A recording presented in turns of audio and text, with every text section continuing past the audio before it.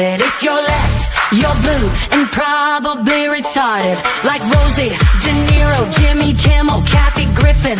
No kings, no kidding, we don't live in Great Britain. If J6 was the worst thing you've ever seen, Soros, burning Sadies, a mostly peaceful thing. Bring back the cartels, commute their crimes, sack the fact checkers like the New York Times. He's a Nazi, a fascist, a racist dictator who lets you say what you wanna say.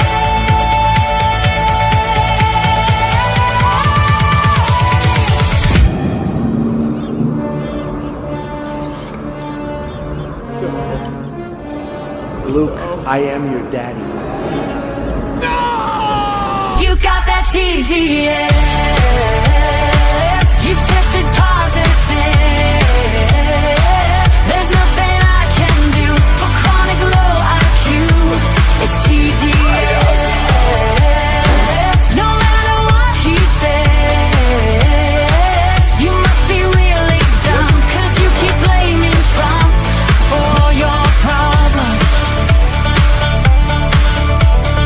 Side effects of Trump derangement syndrome may include violent behavior, delusions, nightmares, insomnia, irrational hatred, hopelessness, anxiety, depression, blue hair, tantrums, inability to form coherent speech, difficulty maintaining gainful employment, and verbal diarrhea.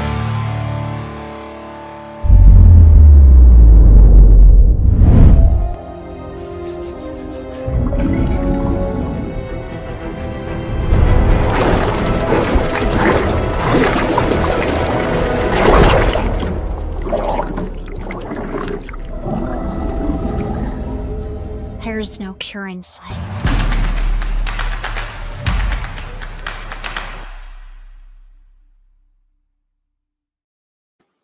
Oh, I'm a fox. I'm asexual. I'm bi. I'm gender. I'm generic.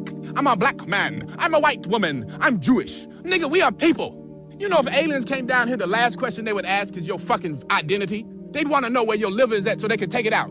Everybody nowadays want a fucking label. Oh, I'm gender fluid. Oh, I'm butterbean. Oh, I'm black. Oh, I'm LQF. Oh, I'm WWE. Nigga, I don't give a damn. Are you a good person?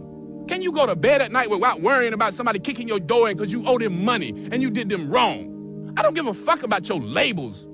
The hell are we worried about? Are you a box truck? Got labels on you. I don't give a fuck about your labels. Everybody nowadays want to identify as something. Identify as your damn self.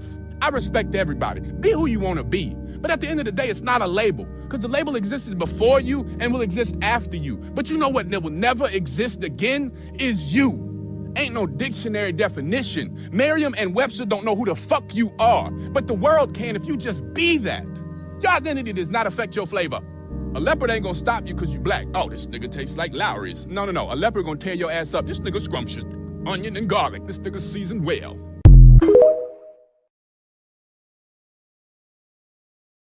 Or someone you know been diagnosed with TDS? The symptoms can be relentless. Fortunately, I'm Dr. Trump, and I have a treatment plan. Let's hear what some of my patients have to say. I have been suffering for over a decade, and after listening to Dr. Trump, I can see some results. Man, I've been suffering for years. I really didn't believe that was help out there. That was when I came across this video on TV. I really thought I was a lost cause. This was gonna affect me for the rest of my life. But after using the treatment plan, I can see a difference. I really wasn't sure I could help some of these people. They were so far gone, I wasn't really sure. I had no idea how much this was affecting my life. My work is slowed down. I'm hardly recognizable anymore. I just needed help. I couldn't eat. I couldn't sleep. Constantly angry. I made everyone miserable around me. I feel like I've aged 20 years in the last 2 years. I've been so concerned. I was really starting to worry about my future. The treatment is simple. Turn off fake news. Say your prayers, and if you ever feel anxious, just have a Diet Coke like me and you're going to see a remarkable difference in your life. You know, every time I hear President Trump refer to that Diet Coke, I think about one regret I have in my life. And it just, I guess I was just so focused on business. And by the way, folks, hey, welcome to the program.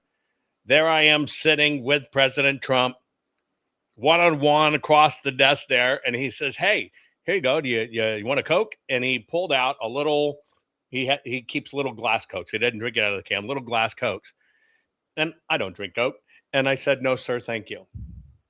And I didn't realize the gravity of the most important man in the world was handing me from his personal stock a Coke. And I should have kept that damn thing and put it in my bag. But you know what? I fumbled that ball when the president of the United States offered me a Coke. I fumbled that ball. Can you believe that? Anyway, folks, hey, welcome to the program. Remember, we do this 7 days a week, 7 a.m., 7 p.m. Central Standard Time. And it's all about the crap, culture, race, and American politics. But today I wanted to do something a little different. This is kind of like, let's get to know each other a little bit better. And it's going to be really simple. I'm going to show you how it works, okay? You're just going to answer on each one A or B. That's all it is. Like here, fried chicken or grilled steak? Are you a chicken person or are you a steak person? That's it. The answer is really A or B. Choose one. I know you may not eat it. Just choose one. If you had to choose one, what do you be? Are you a steak person? Dina's a steak person. Get it? Are you chicken?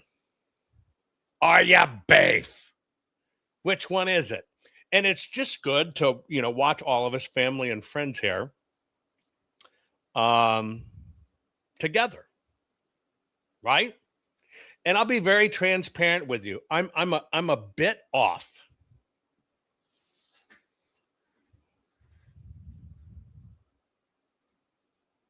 I'm a bit off. Let me do this real quick. Hang on.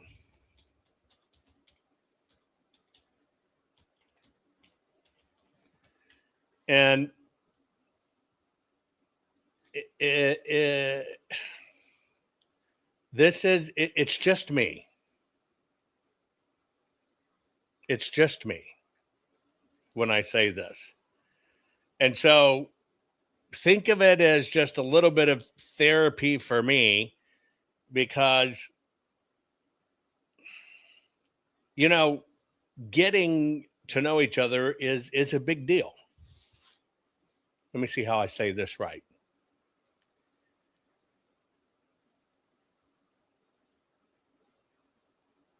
This woman is my precious firstborn. This is my daughter. I'm trying to keep my composure. Hang on.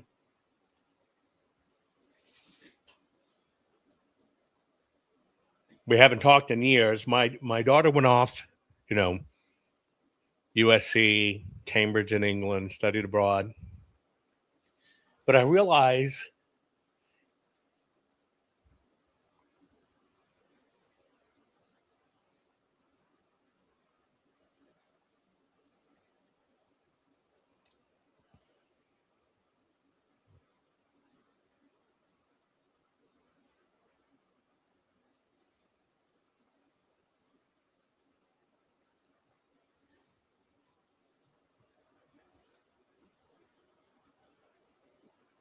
with our estrangement, I don't know my daughter anymore, who I raised to be what I thought, was a Wonder Woman warrior that could do anything. I didn't expect this. I didn't plan to show this.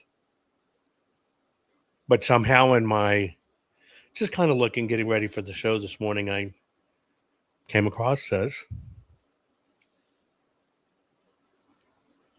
And we're opposites. Yeah, I play and make fun of the Trump derangement syndrome, and I realize my daughter's squarely in that world. Right? And it's devastating not to know my precious child. I became a dad at 17.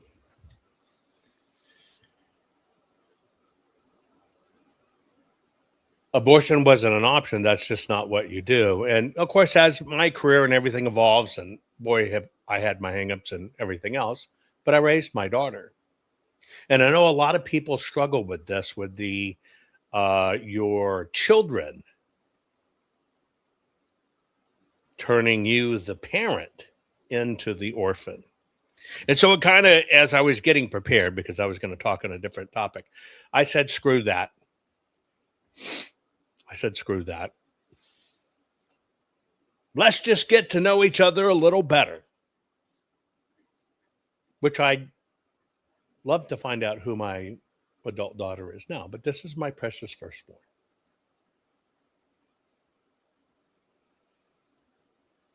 Gifted, academically gifted, great looking, great gentle soul, raging liberal. Which is okay if that's her choice and she can defend it. We only had one really discussion years ago, and it was right at the beginning of the Obama era. And I was going to write a book I didn't write. And it was when we were seeing all this blue stuff moving into red areas, and I was going to write the book Purple Haze, right? Red and blue make purple. Purple Haze. I didn't do it. Too many things going on. But the one thing I had with her is, I remember her saying, it was something about saying Obama is the most incredible day of her life. And I tried to talk to her about it, and just a simple talk, you know, and it didn't work. And I said, dear, you can believe what you want to believe. You just got to be able to defend it, because if you can't defend it, it's just a feeling. It's how you feel. Which how you feel is not necessarily your belief system. I think that kind of started maybe a final nail in the downhill, but here's my beautiful daughter. And so with that, I decided to do something a little bit different today. Like, let's get to know each other. It's very simple. It's binary. It's either A or B. That's it. It's either A or B. And so you're going to answer in chat, and we'll kind of get to compare each other and see where it all falls. Which one are you? And let's get to know each other a little bit better. Is that okay? Hey, by the way, today's program is brought to you by the fine folks at Goldco. Here's what I'm asking you to do. Just go to jovanlovesgold.com. I do this with Goldco. Request the free gold and silver kit today. You need to understand why you should have some physical assets in your portfolio. Gold and silver is key. They're going to switch us to digital. It's going to happen. And the control they're going to have over us is nuts. I often wonder, and I'll just give you kind of a simple example. I wonder about my daughter, who for years and years and years worked as a waitress as she was in school, and all of that was money under the table. And do liberals even understand that goes away too? It just goes away. It's the ultimate control. So with that, since we're all friends and family here, you're going to answer in a binary fashion. A or B. Are you a chicken lover, or are you a steak lover? Share this program. We'll get started right after this. And by the way, for those blue-haired pink protesters, I just can't help but laugh every time I see this. Rennie Good was a gifted soul, a writer and a poet and a mother, wow. She tried to hit an agent with her car, oh no! Pop, motherfucker, now she's gone! Yeah, yeah, yeah! Being a fucking liberal is a mental disease. Blue-haired and fuckables with the septum ring.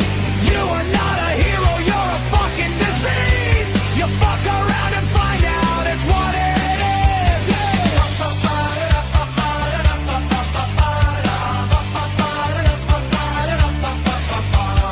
Jeffrey Pretty was a Jewish homo. Started talking shit to protect a chomo. He was getting nicked when he pulled a gun. Bam, motherfucker, now you're gone! Yeah, yeah, yeah! Being a fucking liberal is a mental disease. Blue-haired and fuckables with a septum ring. You are not a hero,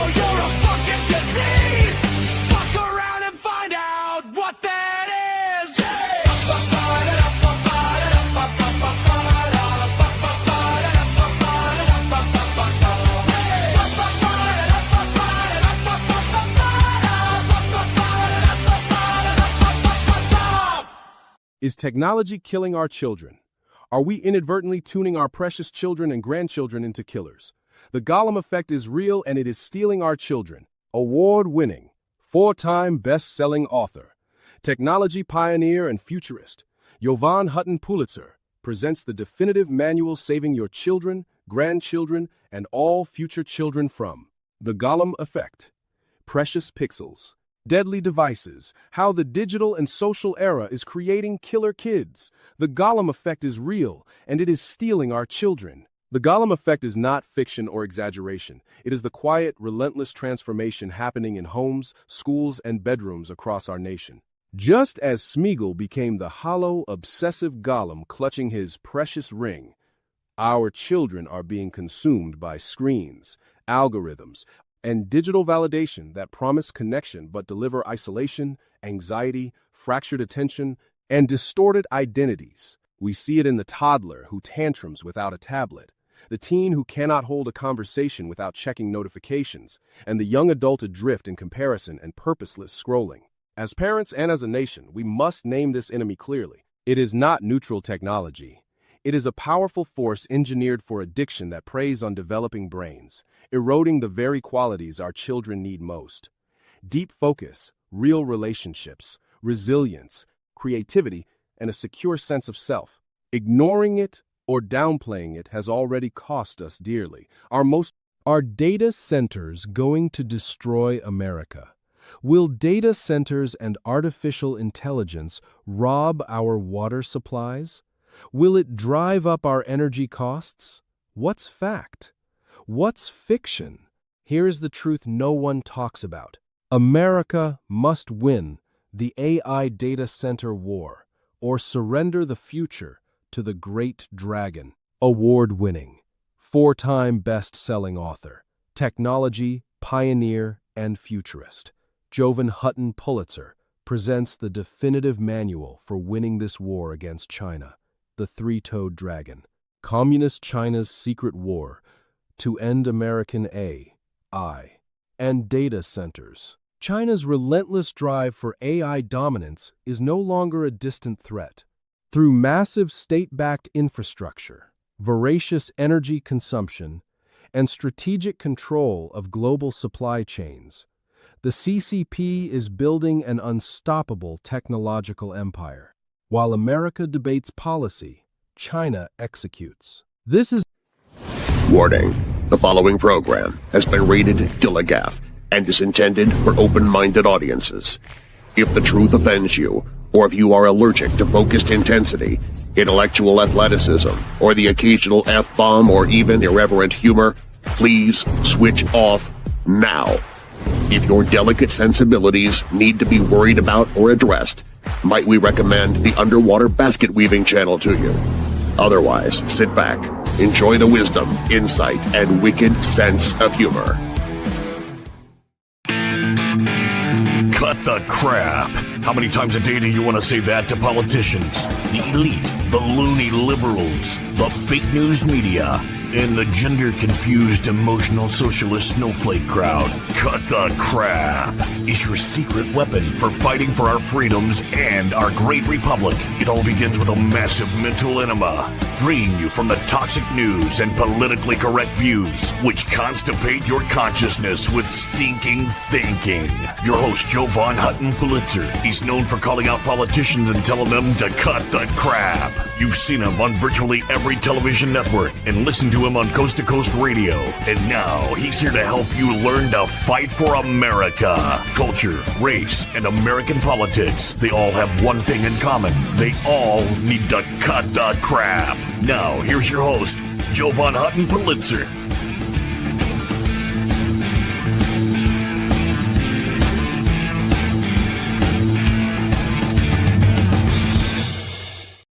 Okay, folks, we're going to do a little bit of binary game playing. It's just to get to know each other. You know, maybe you're Glitter in the Kitchen over on Instagram or Rebecca on Instagram. Maybe your Threads over on YouTube. The answers are very simple, right? It's either A or B. Every choice of what I'm going to show you this program is A or B, and it's only designed for us to get to know each other a little bit better and a little more personal. You know, we're family and friends here, right? We all have our ups and downs. A lot of us are dealing with this, estrangement from our children, etc. We're dealing with this political crap. We're dealing with the president that's fighting exactly what needs to be fought when it comes to fixing the elections, and a whole election integrity force going other directions and doing other stuff, trying to remain relevant, but while defeating the president's policy. Every now and then, it's just good to take a break. And that's what this is about. You'll put your answers in chat. It's a way for me to kind of see where you fall on this binary spectrum, but also with your fellow family and friends that all join us here as we do this crapping culture, race, and American politics. So try to keep your answers to A and B, even if it's not, I don't eat meat, I just lick it. That's okay. Just do an A or just do a B if you had to make a choice. Here's your choice number one. And kind of watch your fellow crap addicts and see where they fall on this binary spectrum. Ready? Are you chicken or a steak person? What are you? Are you a chicken or a steak person? Put it in chat. It's either A or B. Now, for me, I really like chicken. I think chicken's probably one of our most disgusting things we have out there. Most people steak, and I love steak, and I have the best steak in the world, by the way. Herd's been genetically controlled for 30 plus generation, no antibiotics, none of that crap. You know how it is. But I truly dig chicken. I think I like pheasant better, but pheasant's so hard to get a hold of. And you kind of have to learn, if you've ever eaten a chicken that was a yard board, it's tough as nails. It's like eating leather. So it's only good for the stew pot, for the dumplings pot. Boy, doesn't that sound good? Some dumplings. Yesterday, everything came from the garden. I did fennel and snow peas and cabbage and Malamar spinach and onions and various kinds of peppers, chopped them all up, sauteed them, served them over a bowl of mashed potatoes. Was the bomb. So one of the places I want to get to is 100% controlling my food supply. So A or B, are you a chicken or a beef person? Put it in chat. Okay, here's your next one, your next binary choice. Some say this says a lot about your personality, right? Primarily. All of these are primarily which one you are. You could be both. It could be whatever, right? It could be one of those people. You could go either way. Dogs or cats? Which one are you? Dogs or cats? Right? Dog or cats? And if you want to call out a troll, right? It's totally fine. People are looking to get attention. You know the rules in the program. Even if they're a foodist femboy, we'll give them 3 times they're out. They'll be gone forever. They'll make their own choice. You don't need to do it. Are you, right? Are you a dog person or a cat person? You can be both. Don't say both. I'm asking you to choose your primary. Are you a dog person or are you a cat person? You ever thought about it? Right? Cats can be great. Cats can be really lovable. Most of them are aloof. I too like both, but I'd have to say primarily for me, I'm a dog person. You ready? Hey, Marianne. Hey, Woody. Mariana, how you doing? It's just a binary test, right?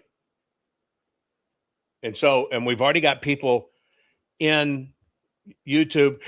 You can't eat both. You can't hurt them. Go Vegan. I guess I should have done C. It should be, are you fried chicken? A. Are you meat? B. Are you C, what ADO head tells you the way you should live your life, you should be? Sorry, ADO. I didn't see you early enough to know that you dictate people's livelihoods. I'd have given the C choice, but we're doing A or B choice. You ready? Here you go. Are you a car person or are you a truck person? Now, I like both. I have to tell you, my most favorite car of mine is the BMW 850, which is their largest sedan, right? I love BMWs. Amazing vehicle. Amazing vehicle. Where do I feel most comfortable and what do I spend most of my day in? A Ford pickup truck. Right? Where are you?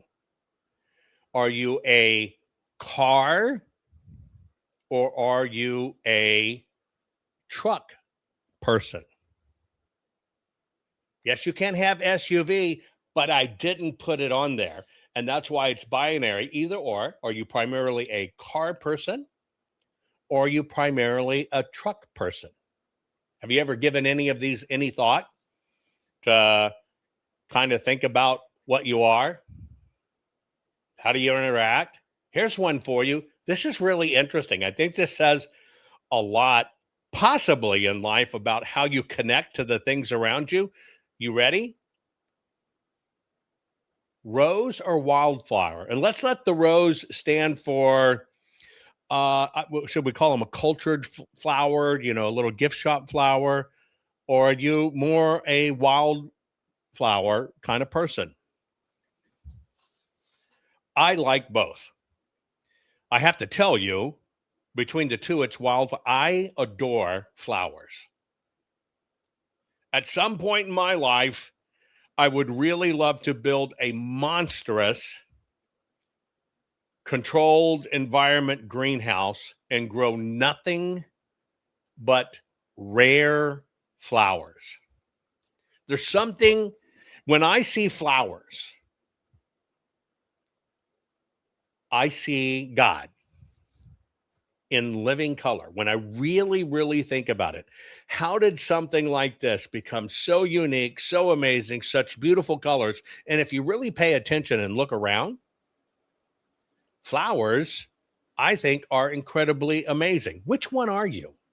Are you more a cut flowered person?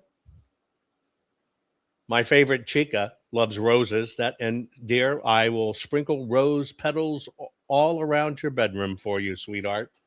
Roses are great. And I really love exotic roses. Some of the different colors they have in roses, right? This is a hard choice.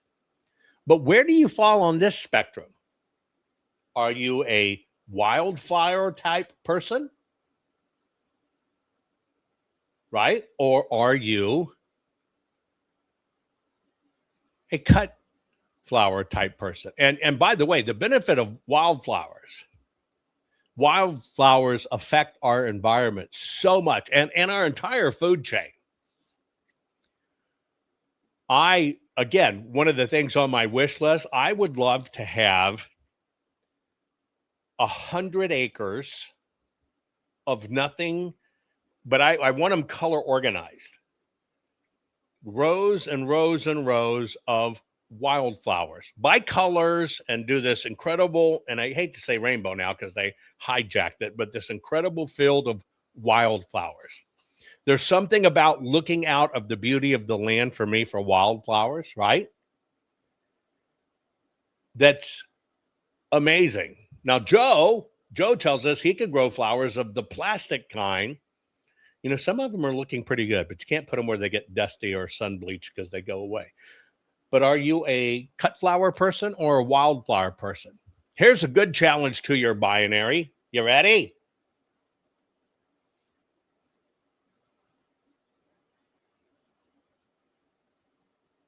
Mountains or beaches? Which one are you? Mountains or beaches? I think somebody said loving flowers, wanting to grow flowers is gay. I would disagree with you, right? I would disagree with you. And here's why. The colors that God and Mother Nature have done, but the fact that they complete the circle of life with that bee, and they're just there, again shows me how well and intelligently designed our world is. Because for me, it's not random. But anyway, are you mountains? Are you a mountain mama? Like Liberty? Are you beaches? Now, in my life, I have both mountains and beaches. Now, I only get to the beach, part of the family property, every few years. And I have to tell you, it's nice. We're on an island. It's a chain of islands. This is the largest part of the island with the least inhabitants. I think there's less than 400 of us. The house, there's all kinds of iguanas and crabs and flamingos everywhere.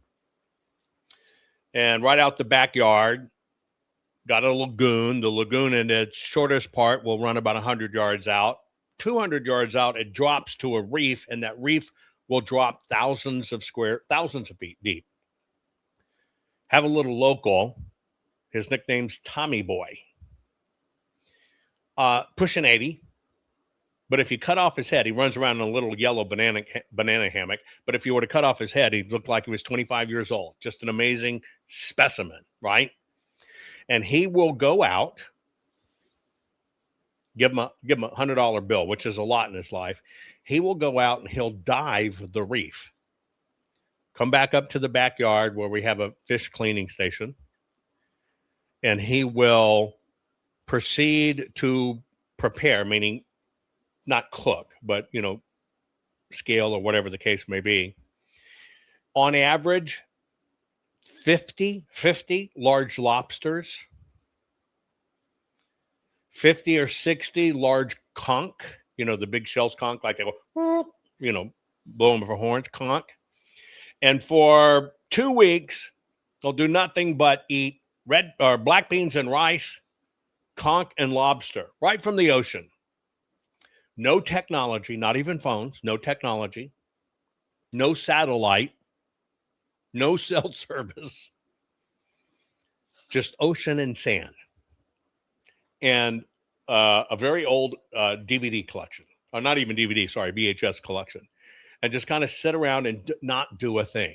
Now, if you've never done that, and if you've never had conch, you know what conch is? Let me do this. Hang on.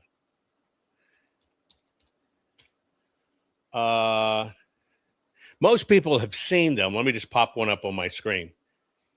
Most people have seen this animal, right? Let me put it on my screen. Stand by. And about every one in several thousand, one will have a pearl. They're really well known for pink pearls and for purple pearls, but the pearls will be marbles. They're exceptionally rare, but extremely valuable. This is a conch. Now, how do you eat a conch? You take it out, you cut off. It's got a little hard toe bottom that closes that shell off if you see one in it. And you kind of fillet them and lay them out. They roll them out into like a steak. And you batter, fry them. If you've never had conch, you've got to try conch. It's amazing. But I do have to tell you, at my heart and have always been, I am a mountain boy. When I look across the valleys and stuff, almost every day in my life, again, I see God. I just see amazing, amazing stuff. Predominantly, which one are you? Primarily, are you a mountain person? That would be your environment. Or B, are you an ocean or beach person? And I think it's good to have a balance of both in your life if you can do it. I think it's great. Now here's your next binary choice. Something I've been both in my life, and at different periods of my life, it seems to rotate for me. Are you a morning person or are you a nighttime person? What are you? Are you a morning person or are you a nighttime person? Now, almost every day I see the sunrise. There was a time in my life I might go to bed at 3 in the morning and then get back up at 5:30 in the morning, and I was a nighttime person. But that changes. I don't know if it's changing with age. I'd rather be asleep at night, but I do like walking out at night looking at the moon. I do like looking at the stars. There's something magical about looking up at those stars for me and knowing our ancestors thousands of years ago were looking at the same exact stars. I find that interesting. Which one are you? Which one are you predominantly? Are you a morning person?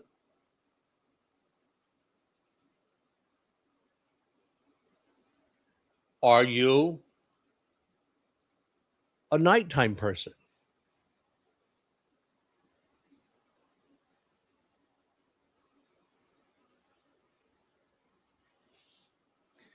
And I have one rule for my chat: stay on topic. And I know femboys are sissy, prissy, and emotional, but just a word to wise, if you want to stay here at home, kind of focus on what it is. Get to know the people here.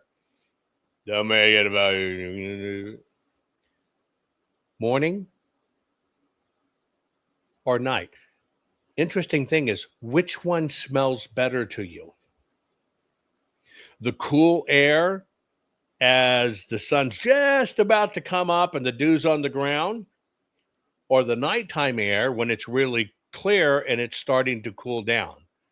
Which one brings you greater peace? Have you experienced both of them?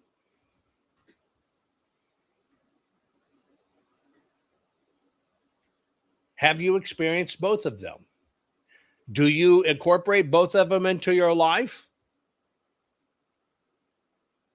What do you think? And I know these are binary. I'm keeping it specifically binary. The drill is, what are you? Get to know you. Look at the various people in chat. What are you? How do you compare? How do you compare with the people that all gather here today? You ready? Fried fish, raw fish. Are you a fish and chips kind of person? Fried fish? By the way, fish and chips just reminded me of something. I always like watching documentaries, but I just started watching. I carved time out just to kind of relax. On Amazon, Clarkson Farm. You know, the Jeremy Clarkson, his name, you know, the British host or whatever, and he's retired from racing cars and stuff. Right? And now he's doing a big farm. Any of you watch that? It's pretty damn engaging. Even though it's a lot of stuff I know, it's pretty damn engaging. So fish and chips made me think of that. But which one are you, fried fish or raw fish? Now, let me give you a little parameters here. Raw fish is not sushi. Sushi literally means with rice. Raw fish is what is called sashimi. Right? Now, I grew up a Southern boy. All summer, you're eating fried catfish. I've eaten so much catfish in my life as a kid. You know, being part of the Beverly Hillbillies and the Deliverance Bunch all at once. I've eaten a buttload of fried catfish. I've got to where I just don't like catfish anymore, except if it's big enough catfish where you get a thing called catfish belly. It's just the belly of the catfish. And they lay it out flat and then they cut it into strips, but it's specifically the catfish belly.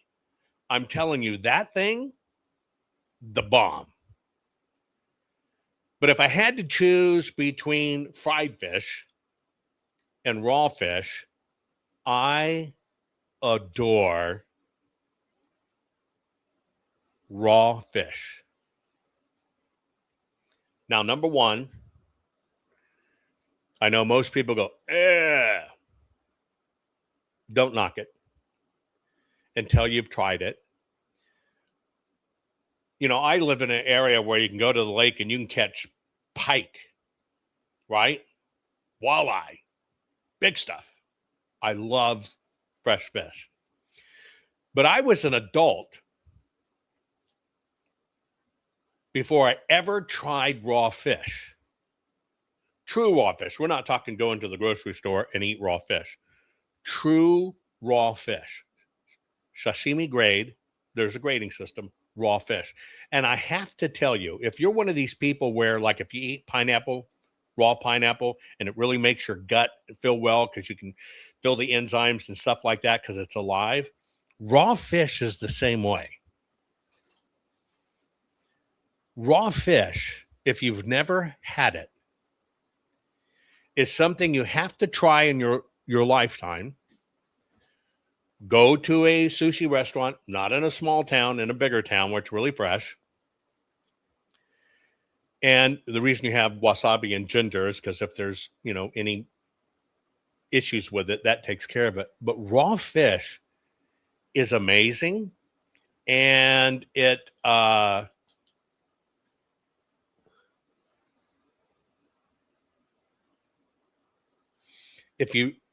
fish really kind of set your body alive with the enzymes. And when I mean that, there's something about it that just kind of it's living food. It's amazing. And my most favorite raw fish is sea scallop. People can get sick from raw fish if you're going to go to the store or an Asian market and buy raw fish and don't buy sushi grade. Same way people can get sick from pork not cooked right. Same way people can get sick from chicken not cooked right.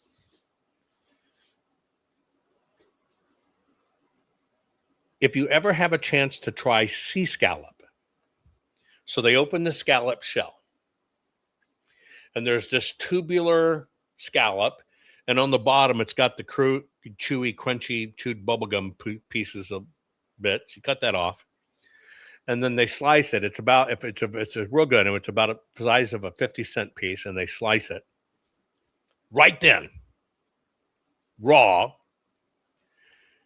Put a little lemon juice on it, pop it in your mouth. It's weird. It's still alive. It moves a little bit. I know that sounds weird, but you want to talk about some of the best food. And you got to be real careful with seafood. Like, I won't eat oysters in the United States. France, different issue. Go right there by the Hotel de Louvre in Paris. They got this little oyster shack that sits on the right, and all of the ships come in with the oysters from the Brittany coast and stuff. Buy them a dozen at a time. I'll sit there and I'll eat a dozen raw oysters. Bang. But if you've never tried a raw scallop and you get a chance in your life to do it at a really good place of quality stuff, you should try it. Right? I think when you try fish raw, right, you really know what the fish is. You know how it should taste, what it really brings to the table outside of it. Now, I love salmon. My best way to do salmon is I love grilled with tons of barbecue sauce that it's gooey and sticky. And there's nothing better. I know it's going to sound weird to you, but you have your grilled salmon, okay? Skin down. You grill it You flip it, put a lot of barbecue sauce. You've already got gooey. Flip it back over. I like to get gooey. I like my grilled salmon a little bit on the drier side, little crusty edges. But there's nothing better than pulling off that crispy salmon skin and making a barbecued salmon skin sandwich. I didn't say salmon, I said salmon skin.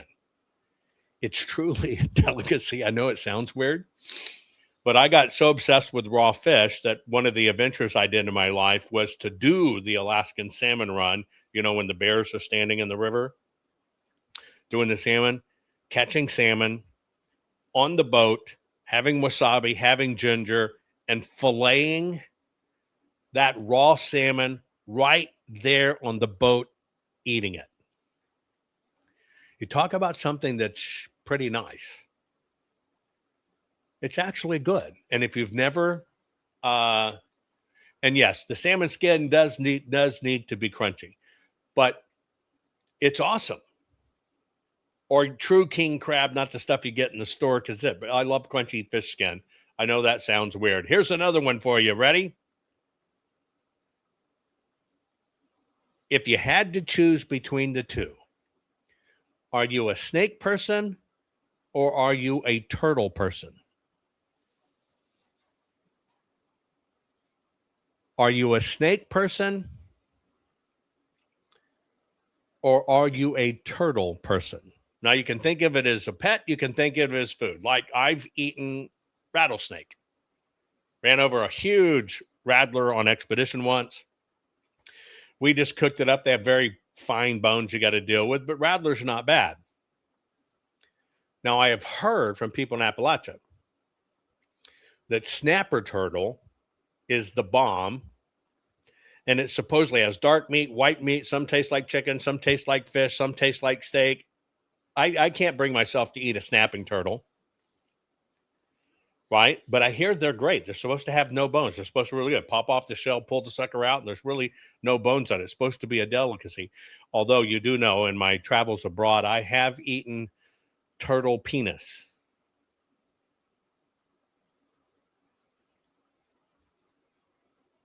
True thing. Evidently, turtles have a long penis, and which goes the length of their body, kind of like me, but I digress. They pull out this, it's not quite gristle, as in a steak, chewy, toenail kind of gristle. It's crunchy and edible, and they grill it and then barbecue it, and it's turtle penis. Yes, I've eaten turtle penis. But what are you? Are you a snake person? Right? Or are you a turtle person? Somebody asked, well, why in the hell would you do that? I wanted to try. Like in China. The country's so poor and people eat crap from lizards and scorpions and stuff. One of the delicacies they have when you go to a gas station in China is barbecued duck head. Yeah. It's just the round part of the head with the bill still on it. They barbecue them and dip them in barbecue sauce and barbecue them and dip them in barbecue sauce. It's kind of like a lollipop, gooey lollipop. And you don't eat the bone and you don't eat the bill. You just chew the barbecue sauce off of it. And they're at every gas station in China. That's like street food. Right? So are you a snake or a turtle person? Here you go. Here's a real test. You're going to do a movie. Are you going to do a Hollywood movie and that's your preference? Or are you going to do a documentary? Rhodes' wifey, I like her. She's honest. She says, I love me some penis. Are you going to go to the movie theater to watch an entertainment movie? Now, this is a very specific question. This is not about supporting Hollywood or not supporting Hollywood. This is just a flavor question, kind of like food. Are you more inclined to watch something that's entertainment a movie? Or are you more inclined to watch a documentary? So it's not about theaters, it's about style. What are you more inclined to give your time to? Kimberly Moxley are saying snappers make good soup. I've heard that, Kim, right? And she said she even went frog gigging with her mom. I actually, as a kid, would frog gig and loved frog legs. Then one time I bought some frog legs from an Asian market trying to recapture a childhood memory of going gigging with my dad, and the things were nasty and it almost completely turned me off. But frog legs are great. Are you a entertainment escapist? Or are you feed my brain escapist? Primarily for me, I'm a documentary person. I like the escapism too, you know, for my new book, The Gollum Effect. I actually rewatched the trilogy of the Lord of the Rings, and it was fantastic. Did you know Lord of the Rings is being protested as being a movie that will have you have conservative values? Did you know that? I find that interesting. Anyway, which one are you? For me, if I'm going to sit down, I want to watch something that can be educated. And yes, there's merit right now just to watch something. I used to think about movies. I'd do a movie once a week, 15 years ago. And before, I'd do a movie once a week because it was good escape from business and everything else. Now you can't escape politics in a fucking movie. They've just destroyed it. So I have no, I think for the Hollywood stuff that's going on. But if I can feed my brain and teach myself something new, I want to teach myself something new. Here you go. Beer or wine? Which are you?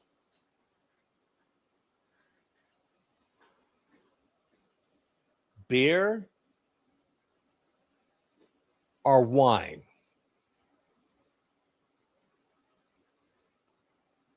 Liberty Mom says she can't escape ticks in her yard. Liberty Mom, you need to get you some guineas. They will wipe out the ticks on all of your land. They're amazing. Beer or wine? Which one are you? Have you ever thought about it? You got to choose one. Are you beer or wine? At one point in my life, and for the predominant part of my life, I don't drink. I only started consuming alcohol later in life, not early, not even high school or anything like that, or any of my young years. I just didn't do it. When I did, I would enjoy a good beer. Now, I like a really good beer with Mexican food. Modelo. Right? If you want to go to the other side, Dos Equis. I mean, Corona, forget it. But a really, really good beer with Mexican food, the Mexican food has to be authentic. It has to be hot. I love that. I like a really good German beer, and I'm a wimp. I'm on the light side. I don't like the dark beers. It's just not for me, although it's probably inherent to my DNA. I really like the white beers, light beers. But so with good sausages or something, yeah, a beer. But I have to say, older in life, I'm a wine guy. And I never was a wine guy at any other time in my life. Now I do, for the very first time, truly enjoy a really good wine. And I'm the same way. I search out incredible wines. Like, I get the wine that's made specifically from the exact grapes that the Greeks used. I've shown you this before. And when I happen to be in a vehicle and drive across the country, when I find somebody that has it, I will buy a case of it. My wines, for me, I love champagne. My wines, I have gone exclusively, it's only going to come from Israel. and it's just my way to support Israel. But I got to tell you, I like wine. I'm not a red wine person as much as I am a white wine person, right? But I occasionally like to have a wine, but what I enjoy most of all, champagne. Here you go. Ready? Shrimp or oysters? If you've got to choose one, what is it? And some of you are asking, did I start my crock of wine? The cradle of wine civilization is Georgia. Not in the deliverance sense, but as in the Ural Mountains, Georgia, the foreign country. They have now proven that's where all wine comes from. I am fascinated with their wine culture because here's what they do. Most people don't drink wines. The number one reason I never drink any wines in the U.S. is because they require sulfates to be in them, and it just gives me an instant headache. I'm not down for that. I would drink wines in Europe because they don't require the sulfides, and it's very enjoyable. But in ancient Georgia, you can look it up, the way they make their wines is they have a very large clay amphora, which is, we don't call it a vase. And these things are big enough for a man to crawl inside. They bury them in the ground up to the lip top. They take their grapes right from the vineyard. They pick the grapes, they throw it in the amphora. They don't do anything else. Nothing else. No chemical balancing. No, it's got to use this yeast. They use the right yeast, right?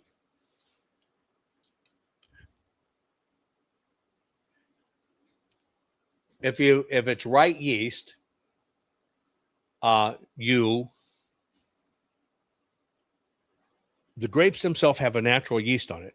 And so what happens is they throw it in, they'll have water in there, they stir it a bit, they cap it, and then it does its own transformation, not all the chemical stuff they do with wines and stuff, and it turns into wine on its own. It usually does it in a few months' time. And then they just kind of scoop it all out, scoop the fluid out, and, have the leftover parts. I'm fascinated with that. But here's the catch. Those ancient grapes, which are all over, European countries, Georgia, they won't allow anybody to buy them and bring them into the U.S., which is kind of like cornering the market. I really want to create one of these little in-ground vats and stuff and make some wine that way. Even to the point I've already cut out the socket to build it in the side of a mountain where it stays right at the right temperature.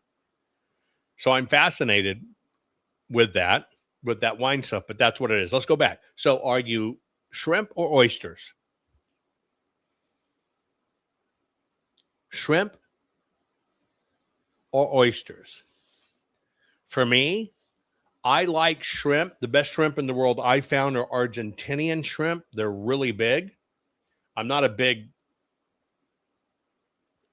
consumer of Gulf shrimp, that are gray, even though I grew up in Texas and they were all over the place. But shrimp from Argentina are really big, and they're nice, right? They're nice. And I like shrimp. I like stir-fried shrimp with jalapenos.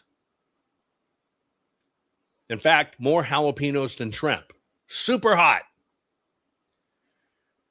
As far as oysters, like I told you, I'll only eat oysters in Europe. I do not eat oysters in the United States of America. We just don't have a good enough system for me to trust oysters in the United States. It's just my personal preference. But let me tell you, if you've never had, again, raw oysters, fried oysters are fine, but if you've never had raw oysters, it's something you should do in your life little sherry wine and shallots and stuff. Slurp it up. Again, it's one of those things that just kind of makes your body feel alive. I know they look like a loogie, among other things. Raw oysters are the bomb. Ready? Here's your next choice. Binary. Either is or isn't. Are you a fried egg person or a scrambled egg person? What are you? And why are you? Are you a fried egg person or a scrambled egg person? For me, when I was a kid, I loved fried eggs with runny yolks. I don't know why I can't stomach a runny yolk. I like fried eggs over hard. If I had a choice, it's fried eggs over hard versus scrambled eggs. But you got to do them at home either way you're going to do them, because the stuff you get at the hotels and stuff, that's just synthetic bullshit. But I used to be fried over easy. Now I'm fried over hard. I adore fried eggs. Toast, mayonnaise, couple of fried eggs on it. One of the best sandwiches there are. Scrambled's great. I had scrambled the other day with garden vegetables in it and scrambled eggs. Everything coming, from the family farm. But if I have a choice, I'm fried egg. Which one are you? Are you a fried egg person? And yes, who said that? Shepherd, we're the same way. Not fried in grease, fried in butter. I preferred them over hard fried in butter, right? There's only one thing that's better than an over hard, over hard, not over easy, over hard egg, fried egg and butter, fried in butter, and it's fried in what? Do you know what this is? I adore eggs fried. There you go, baby. Zillow, bacon grease. If you've got bacon grease left over, how many of you, by the way, just put it in chat. Did your folks have a bacon grease pot on the stove that every time bacon was made, they just scratched the grease over into the thing and it would, it'd be there for all time. But tallow fine, but in bacon grease, Henry knows what I'm talking about. That shit's the bomb, right? That shit's the bomb. You like poaching? Poaching's fine. Poaching, I'll deal with poaching if it's a little on the harder side, a little bit runny, but on an English muffin. That's my egg preference. And the two things I like, and this is a very Jewish thing, but two things I love with fried eggs. If you've never had it for breakfast, write this down one day to try it. Fry yourself 3 or 4 or 5 or 6, doesn't matter. It's not going to kill you. It's not going to clog your arteries. That's horse shit. Fry yourself up some eggs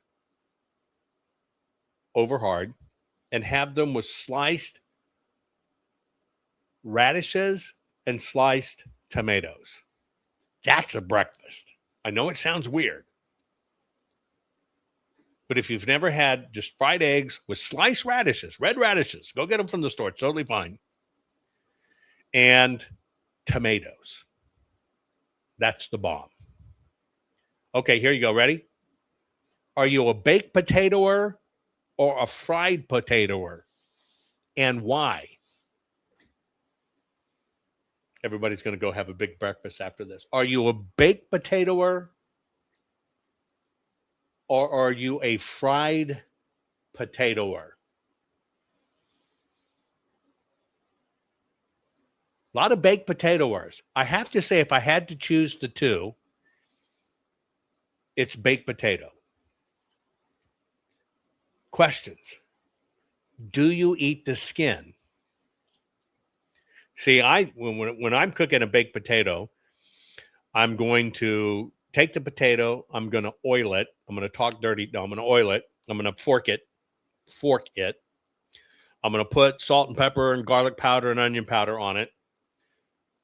I'm going to wrap it in foil. I'm going to throw it in the coals and let the coals do it, right? I love baked potatoes. I love baked potatoes that cooked over an open fire, but I think the best part's the skin. Especially if you can master it where the inside's fluffy, potato still clings to the skin, the potato's soft, but the skin is crunchy. Ah, that's the bomb.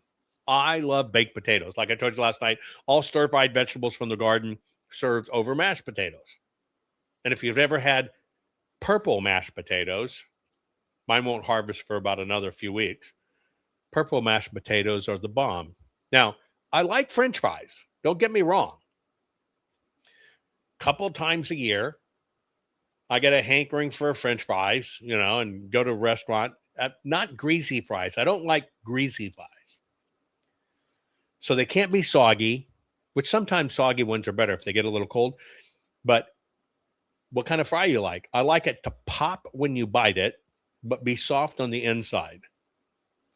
And the best of all, French fries with truffle oil. Have you ever had fries with authentic truffle oil?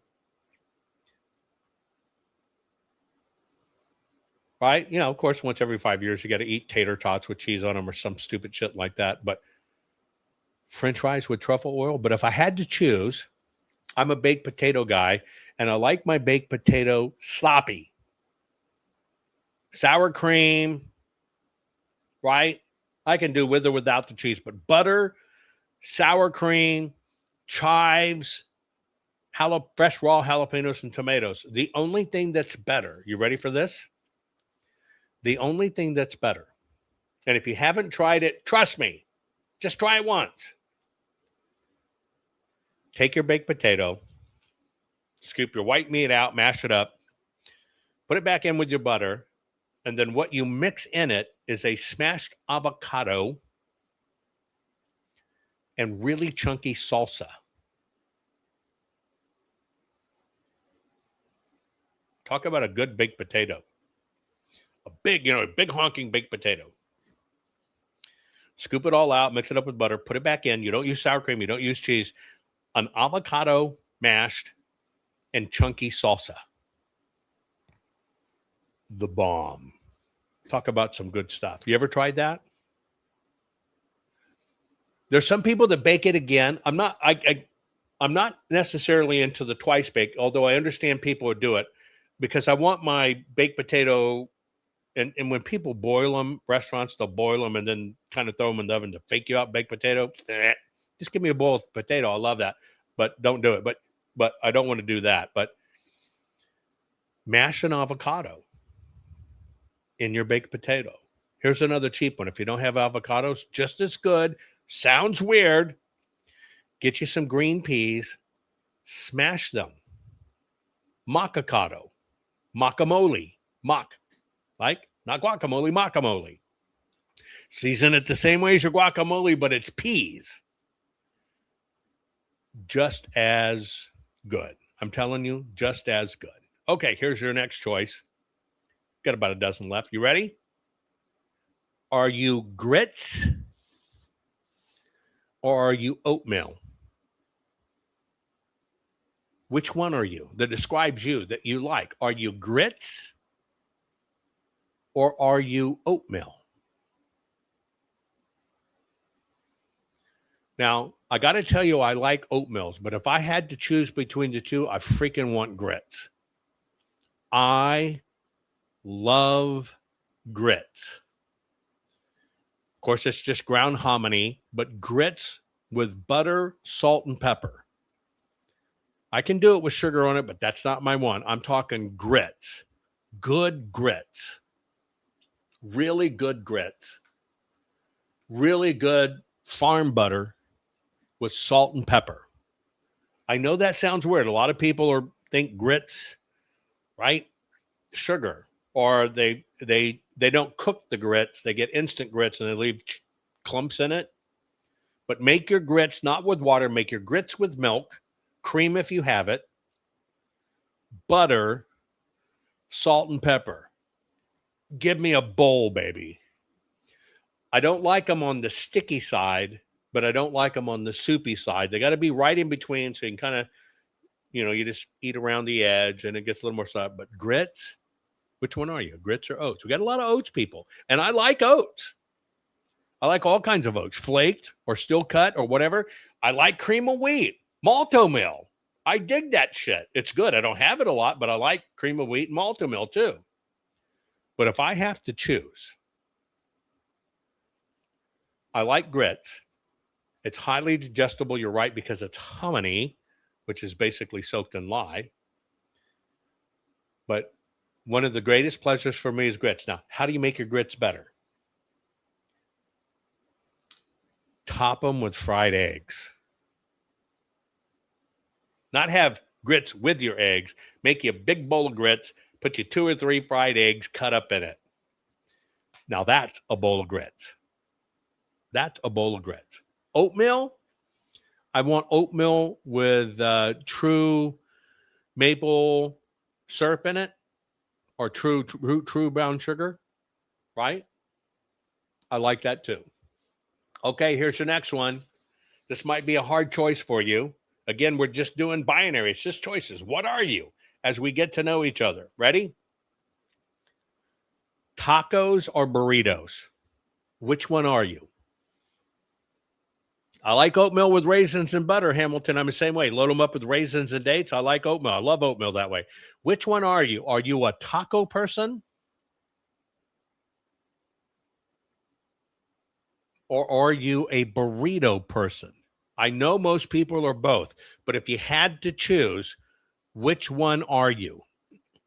Now, for me, my burrito preference, I love burritos, but I love them toasted, where it's a crunchy outside, soft inside. But if I had to choose, I'm a taco person. I love tacos. And if you haven't tried the flat bottom tacos, the ones that don't break open every time you try to stuff it, stuffed freaking tacos. I'm not as much, I would rather have tacos with grilled chicken, slivered chicken or grilled beef on it versus meat substitute crap, like whatever, but tacos. Put a little beans. You got to put a little beans down first. If you can, rub the beans up on the side, because then everything sticks and stays there. Some meat, some beans, sour cream, lettuce, pico, tons of raw, crunchy jalapenos on it. I'm a taco guy. I love taco night. Do y'all still do taco night? But I got to tell you, I like burritos too. I like Taco Bell. I don't eat there, but I like Taco Bell. In a pinch, it'll do, even though it's synthetic horseshit. But man, tacos. And then about every 4th taco foray, soft tacos. Fajitas, if you want to call it that. But soft tacos, I love soft tacos. So which one are you? Here's your next choice. Now, this could be for pets, this could be for raising, or this could be for eating. Are you a duck or a goose? In this case, duck, duck, goose. Are you a duck person or a goose person? Who said that? Marcia makes her own tortillas. I love that too. I, when I can make time, make my own tortillas. Primarily a good blue ground corn that I get from Mexico, the authentic maize. I love making my own tortillas. I like my tortillas, corn tortillas. I want them to be soft but chewy. Soft but chewy. Which one are you, duck or geese? Would you eat duck? Would you eat goose? Have you eaten duck? Have you eaten goose? Which one are you?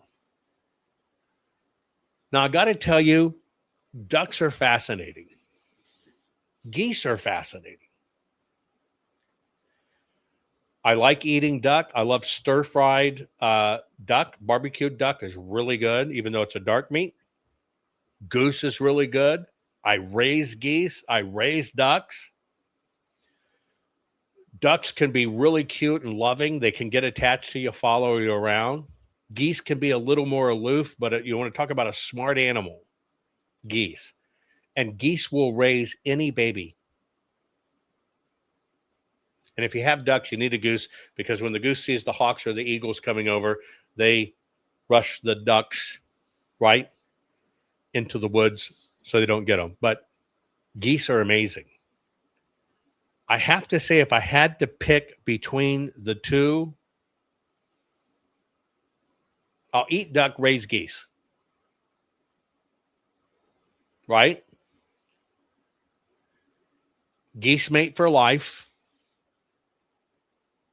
They do mate for life. You got to get them in pairs. Most people don't know that. Right? They don't come in trios or anything like that. They forever mate. But talk about a good parent. Talk about a good trainer.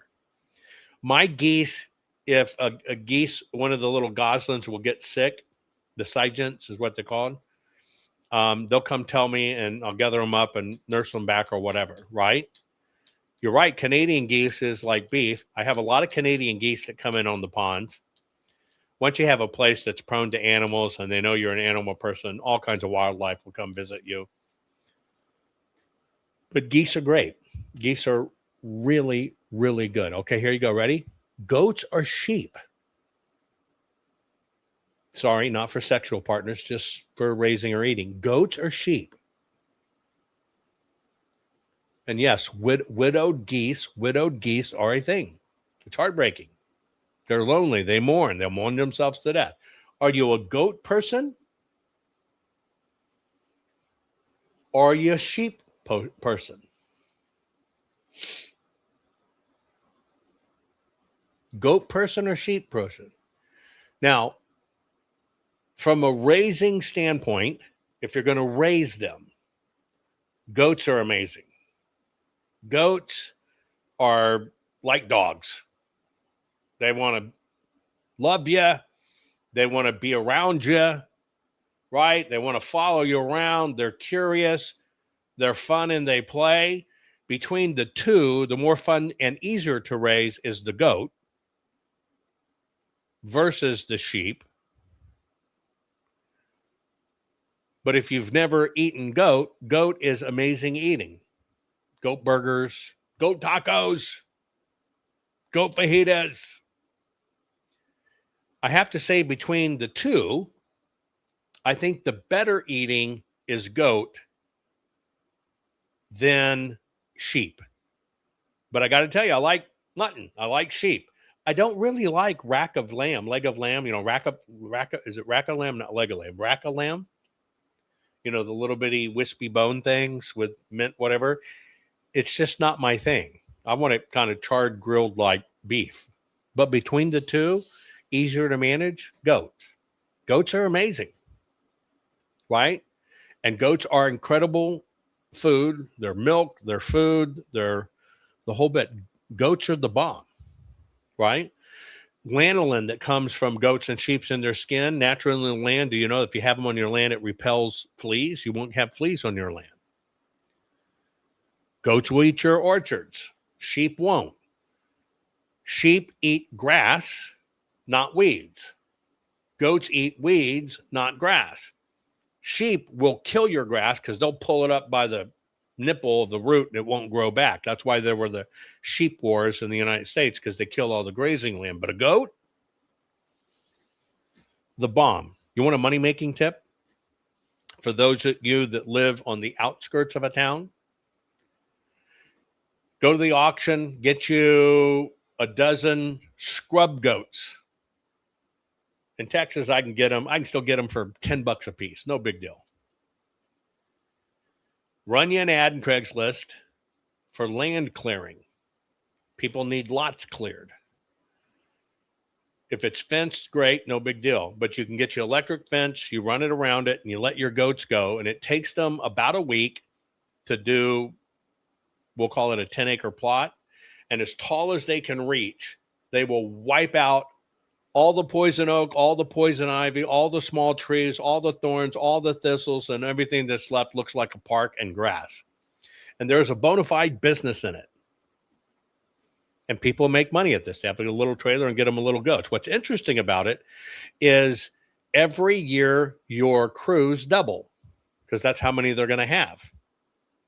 But people make money clearing land because they'll clear around the trees, through the fences and everything else.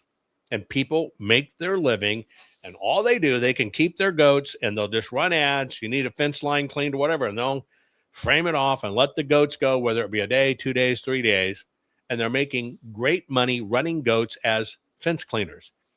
And they will literally eat as high as they can stand, but poison ivy, thistles, all that crap you don't want, they eat.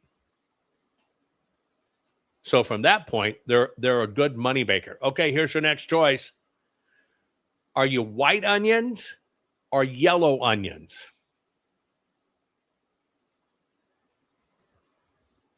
What's your preference?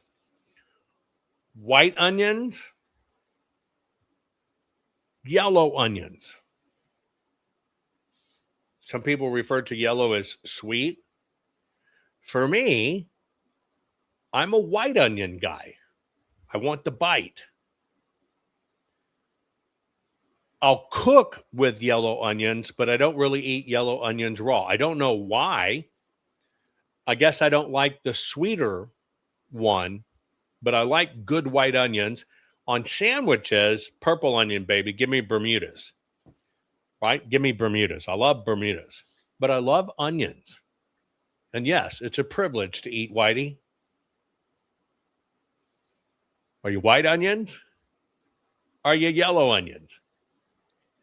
See, 1, 2, 3. I got four more. Wait, 6 more. Ready? Here's your next one. Which are you?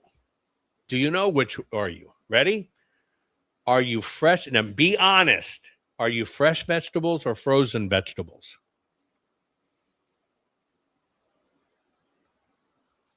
Are you fresh vegetables or frozen vegetables?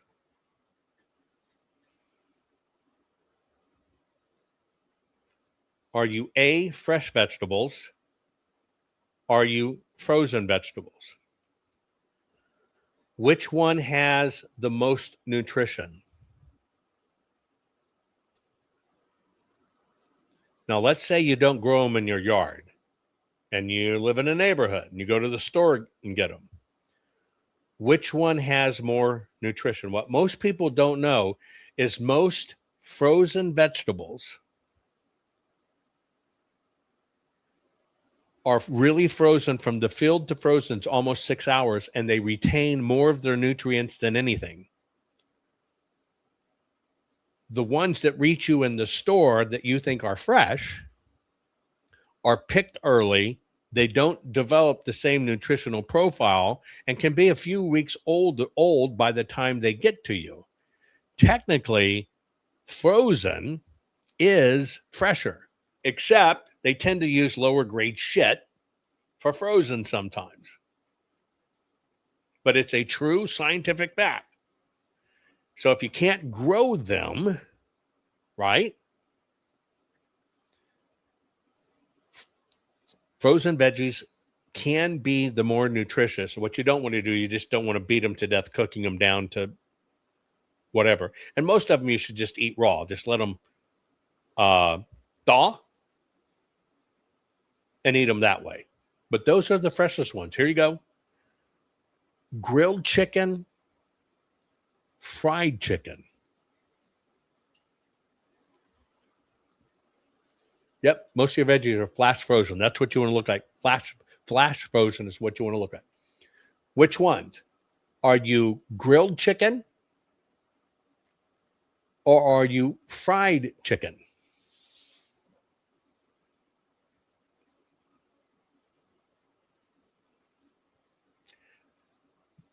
And number one, weird part of me, right?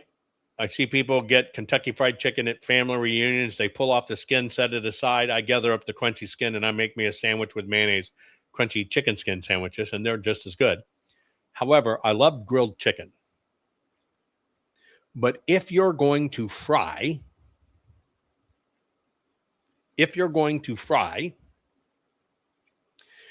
then soak your chicken in some milk and lemon, or let them lemon soak. Sometimes you can do them pineapple juice too. Use an egg and a light flour batter. If you can, get tempura. Crunch up cornflakes in it. Quick fry them once, pull them out, let them cool, batter them again, put them back in, and then fry them to completion. You want to talk about some damn good crunchy fried chicken? That's the bomb. But preferably I like grilled if you can do it. But that's a good fried chicken recipe if you hadn't had it. Okay, here you go. Ready? Are you vodka or bourbon? Yep, you can suck them, Liberty Mom, right? Buttermilk. Vodka or bourbon? Which one are you? Some people, yeah, they skin their chicken when they fry it. I know that. I think the skin's the best part. I understand it. Are you vodka? The question is, are you vodka or are you bourbon? Now, for me, I love a good bourbon. I love vodka, but my particular preference in vodka is potato vodka, not corn vodka, not rye vodka, potato vodka. And you must keep your vodka in the freezer. Do you do that? It won't freeze. But cold vodka? One of the things I've threatened to do and want to do again, I want to have a vodka and caviar party. Do you like caviar? All kinds of caviar, all kinds of vodka, coal, ice sculpture. You pour it down the ice sculpture, it runs down the ice sculpture, gets cold into your gas. But are you vodka or bourbon? I would say if I had to choose between the two, I think I'd rather have a vodka or a gin.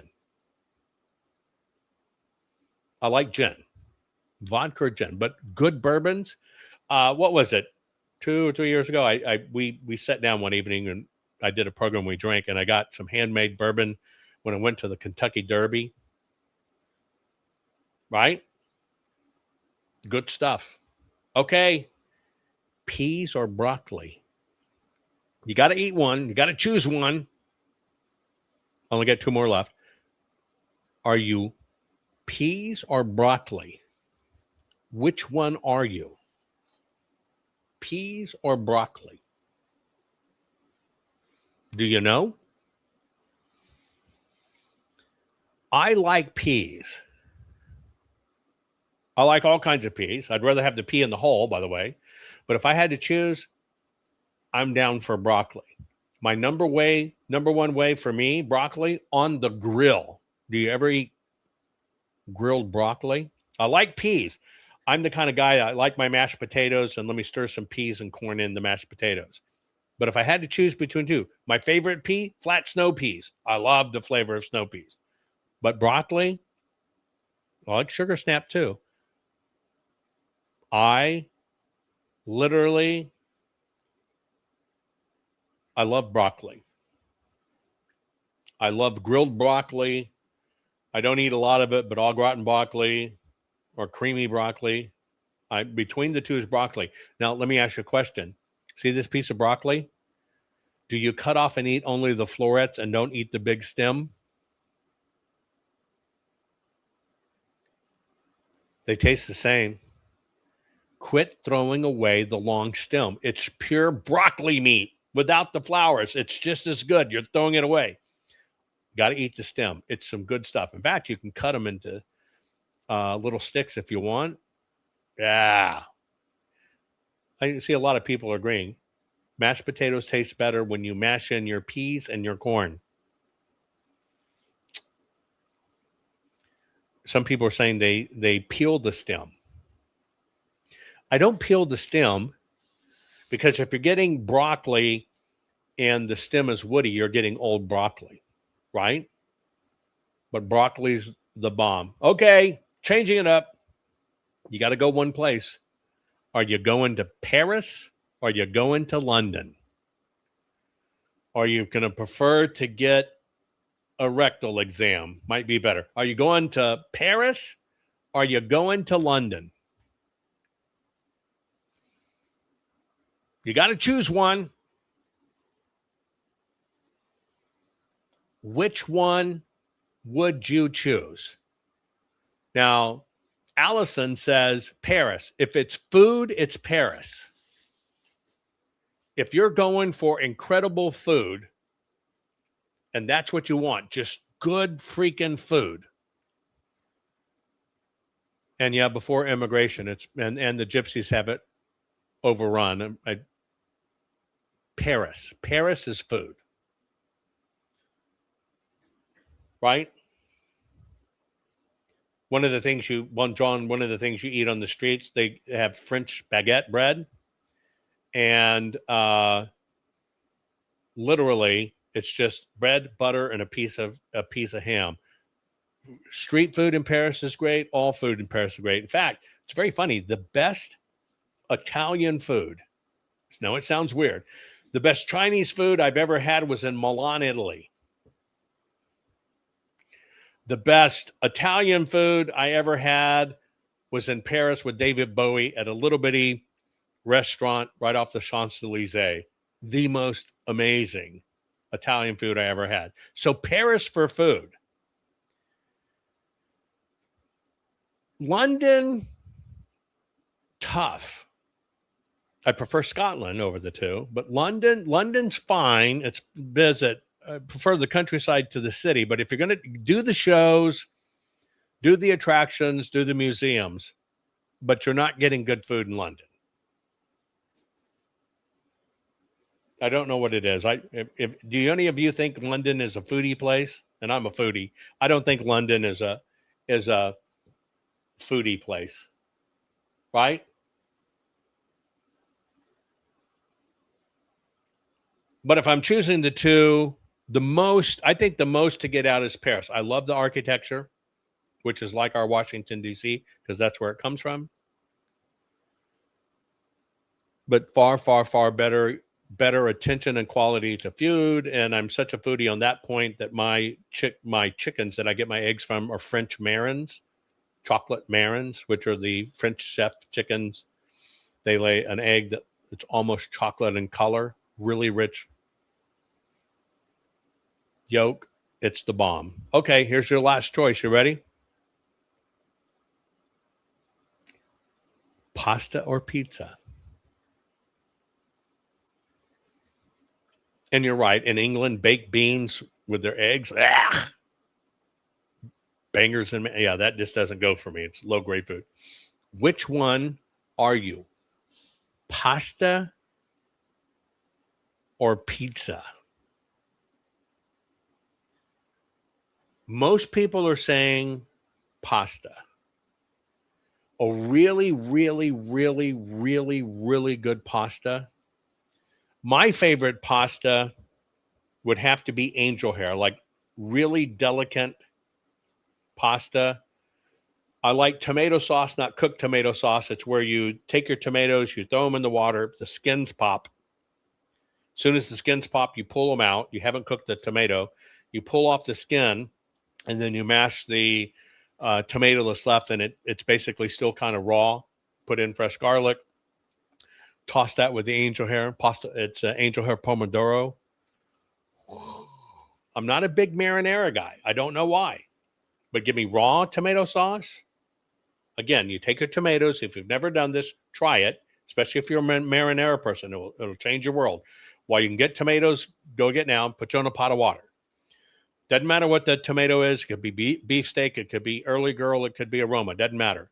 Throw them in the boiling water. The skins will pop. You're not boiling the tomato. They'll pop real quick. Take them out. Pull off the skin. Pull it off. Now you got the meaty, fleshy tomato. And then all you do is chop that up. It makes its own juice, its own broth, fresh flesh, but it's different than a raw tomato. Smash you up a bunch of garlic, mix it in, let it set for a while. If you can let it set for a while, that's great. Now you got juice and tomato and raw garlic. You let it set for a day if you can. Boil you some angel hair pasta. Put you some olive oil in the bottom of the bowl. Sprinkle in some good Parmesan or Reggiano if you have it. Put your angel hair pasta in, and then pour that sauce over the top. Put a little more olive oil, fresh basil, angel hair pomodoro, the bomb. Anyway, I appreciate you doing this with me. All it was is just we learned more about each other. Just a little bit fun thing to do in this world that's trying to convince everybody they're binary. I mean, yeah, well, there's your binary choices. It's just a way for us to get to know each other. But I got to tell you, on pizza or pasta,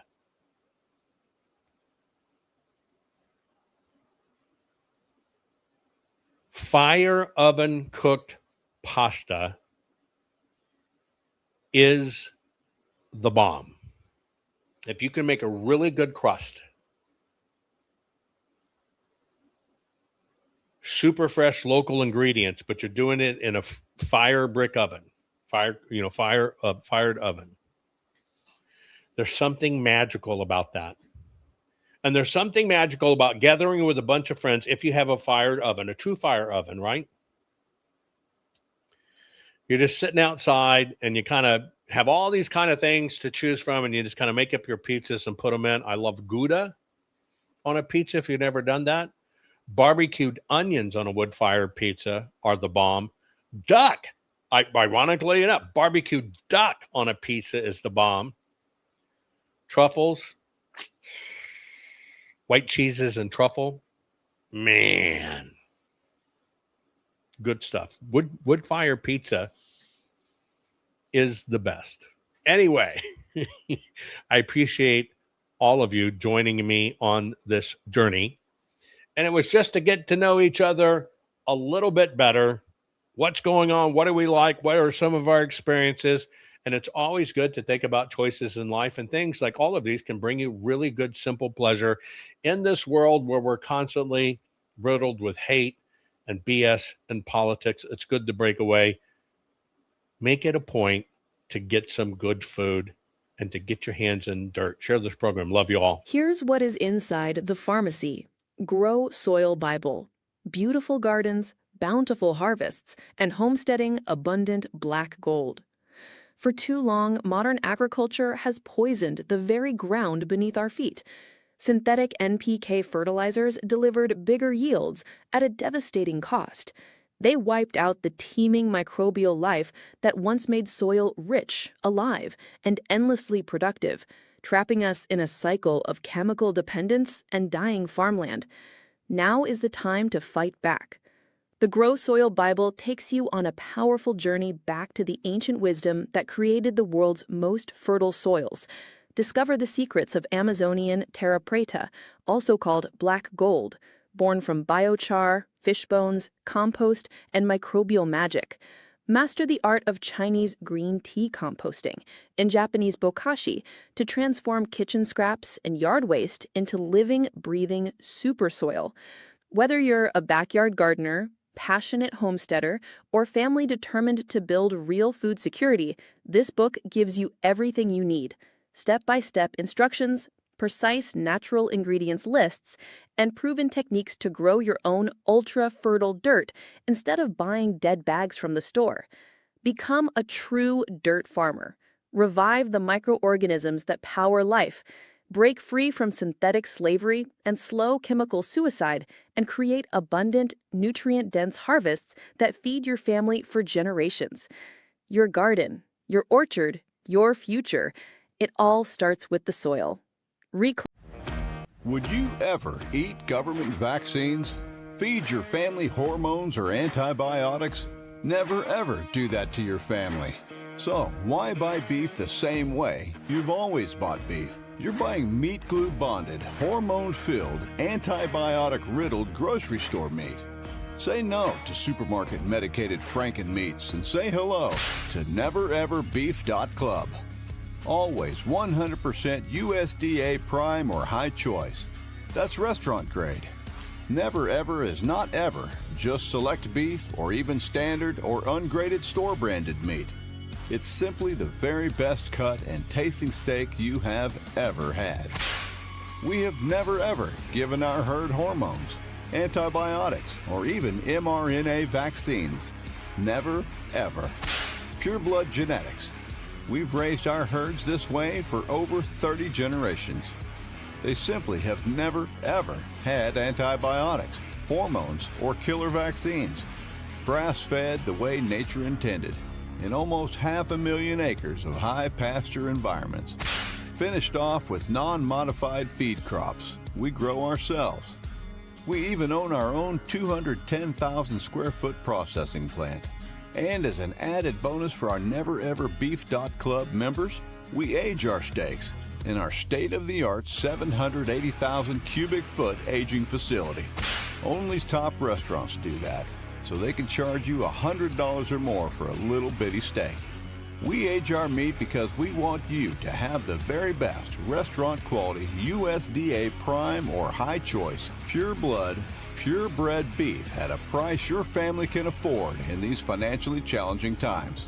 Sure, you can keep paying the price for supermarket cheap, standard, and ungraded store meat brands if you love feeding your family Frankenmeat.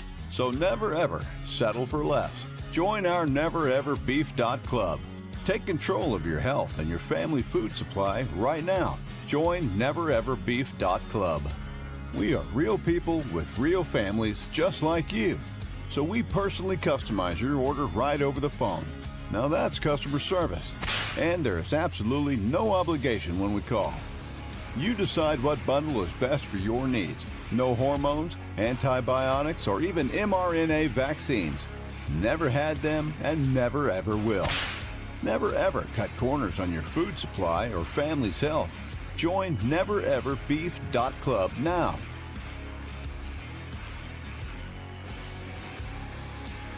Did you know there really is a 1,000-plus-year-old abundance and food security secret, which has been kept from modern mankind? Now that secret is published and out in the open, all thanks to the amazing best-selling book, Ancient Secret for Growing Giant Fruit in Small Spaces. Is there really a secret method for growing giant fruit? The answer is yes. But what is even more exciting is this secret method was specifically designed for small spaces. From big yards and land plots to apartment patios and decks, you can grow giant fruit in exceptionally small places, like a garage wall, patio wall, or even your backyard fence. This secret method is truly ancient knowledge, which was exclusively practiced by kings, queens, and the ruling class within their grand palaces, castles, and estates. But thanks to this simple, easy-to-understand and follow book, those ancient secrets are being revealed to everyone who wants to grow their own food and achieve real food security. Think about that. At one time, the secrets and techniques in this book were only reserved for the estates, castles, and lands of rulers and royalty. And now you can do the same thing for your own home. Remember, your home is your castle, and the only ruler you are accountable to is yourself. So why not fashion your home gardens into those which are fit for a king? There is even more than you could ever imagine inside the chapters of this groundbreaking book. Secrets like how to trick fruit trees, which normally take 3 to 5 years to bear fruit, in producing fruit in a matter of months. Or how to use this ancient method to train your fruit trees to not only produce more abundance of nutritious and luscious fruit, but get those fruits to be 25%, 50%, even up to 100% larger than regular grocery store produce.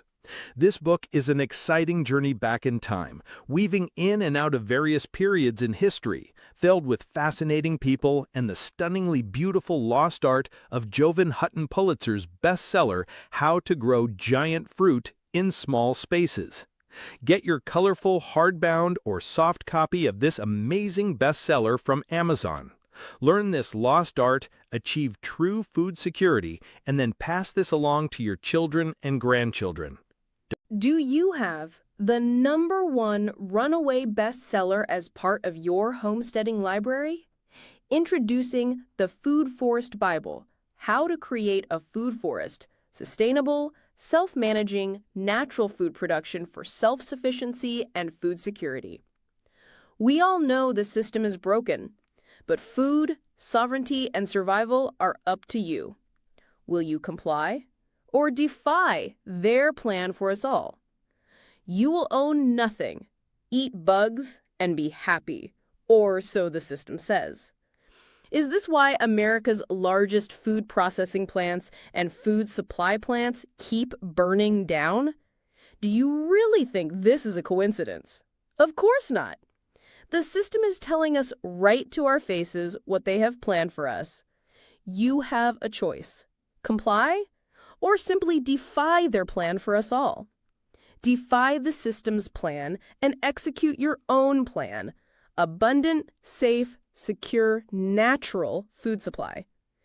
Introducing the Food Forest Bible, this bestseller by Jovan Hutton Pulitzer is the single most complete, executable, easy-to-follow plan for sustainable, self-managing food production for self-sufficiency and food security. For the first time ever, a coffee table, heirloom quality, full-color book which unlocks the ancient secrets of creating a food forest.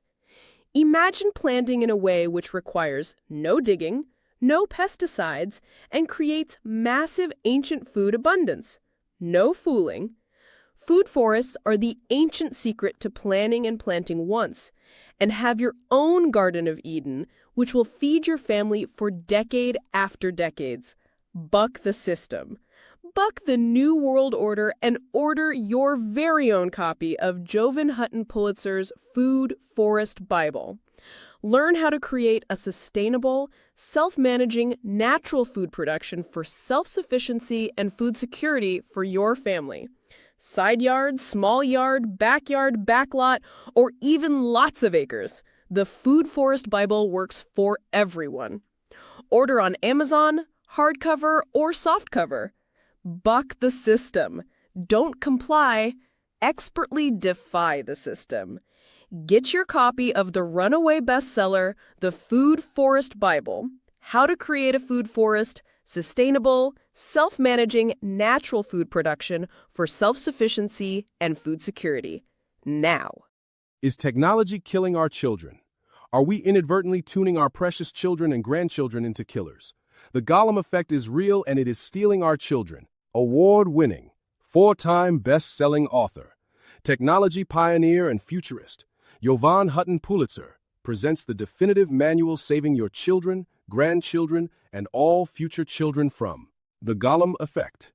Precious pixels, deadly devices, how the digital and social era is creating killer kids. The Gollum effect is real, and it is stealing our children. The Gollum effect is not fiction or exaggeration. It is the quiet, relentless transformation happening in homes, schools, and bedrooms across our nation. Just as Smeagol became the hollow, obsessive Gollum clutching his precious ring, our children are being consumed by screens, algorithms, and digital validation that promise connection but deliver isolation, anxiety, fractured attention, and distorted identities. We see it in the toddler who tantrums without a tablet, the teen who cannot hold a conversation without checking notifications, and the young adult adrift in comparison and purposeless scrolling. As parents and as a nation, we must name this enemy clearly. It is not neutral technology. It is a powerful force engineered for addiction that preys on developing brains, eroding the very qualities our children need most. Deep focus, real relationships, resilience, creativity, and a secure sense of self. Ignoring it or downplaying it has already cost us dearly. Our most precious commodity, our children, our future, is at stake, and the time for complacency is over. We must know the enemy in this battle and be willing to face them head-on. To win this battle, we must first know the enemy and then face it with courage and strategy. The Gollum effect thrives on convenience, normalization, and profit-driven design that exploits boredom, fear of missing out, and the human need for connection. It hollows out childhood through endless stimulation while starving young minds of unstructured play, nature, hands-on mastery, and undivided attention from loving adults. Facing it means rejecting the lie that everyone is doing it or that screens are harmless entertainment. It requires intentional action, delaying personal devices, creating tech-free zones and rhythms, prioritizing outdoor adventures and real-world skills, teaching critical thinking about algorithms and comparison, and modeling presence ourselves. Parents, educators, extended family, faith communities, and mental health professionals all have vital roles. The good news is that practical, proven strategies exist, from family media audits and screen-free weeks to rich offline learning, spiritual formation, and accountability partnerships. We do not have to fight alone. When we name the threat and choose presence over convenience, we begin reclaiming the minds and hearts of our children. We can win this battle and save our future, but you must have a solid knowledge base and the tools needed to win. We can win this battle, and we must, for the sake of our children and the soul of our nation. Every family that implements device curfews and real-world adventures, every classroom that goes phone-free during learning, every faith community that forms identity in something eternal, and every young person who chooses accountability and purpose strikes a blow against the Gollum effect. Victory looks like children who play creatively for hours, teens who build deep friendships and meaningful skills offline, and young adults who enter life with focus, resilience, and hope. It looks like families eating together undistracted, laughing, and truly knowing one another. The battle is winnable because human beings were made for more than pixels. We were made for wonder, relationship, creation, and contribution. Our children are worth every uncomfortable choice, every boundary, and every redirected hour. Let this be our rallying cry. We see the enemy, we know how to fight it, and we will not surrender the minds and futures of our most precious gift. Together, as parents and as people, we can break the hold of the Gollum effect and raise a generation that is truly free, present, purposeful, and full of life. Available on Amazon, hardbound, paperback, and ebook. Order now. The time to act is now. Our children are counting on us.